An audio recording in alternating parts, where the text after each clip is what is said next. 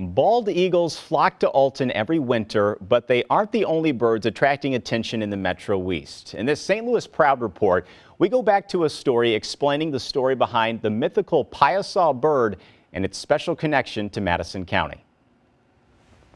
It was as big as a calf, horns like a deer, a beard like a tiger, a face like a man, scales, and a tail so long it passed over the body, ending in a fish's tail. It sounds like something out of a scary story, doesn't it?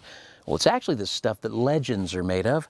The legend of the piasa bird. It was a painting Father Jacques Marquette saw on a limestone bluff overlooking the Mississippi River while he was exploring the area. At least by 1673, we had a depiction of what we now call the piasa bird in this area of the river. It may have been created by one of the Illini tribes that lived here at that time. It may have been pre-Columbian. We don't know how, from the Cahokia people, we don't know how long it had been there. We just know it was there by 1673. Now that drawing was right here at the First State Penitentiary, which, like the drawing, no longer exists.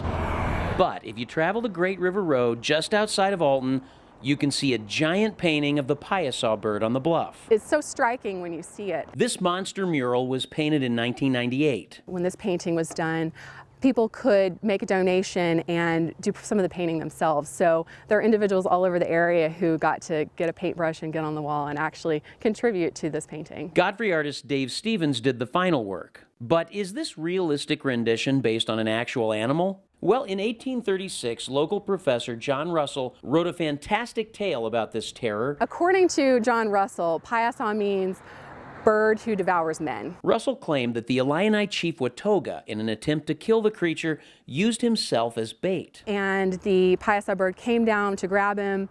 His warriors shot at it. It screamed, fell in the Mississippi River, and was never seen again. So this is the legend.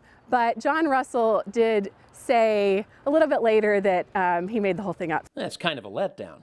But don't feel ripped off. The legend of the piasa bird has been part of the city's history since almost the beginning. And after all, when you've got a park and a street named after you, well, real or not, that's something to be proud of. Steve Harris, News 4.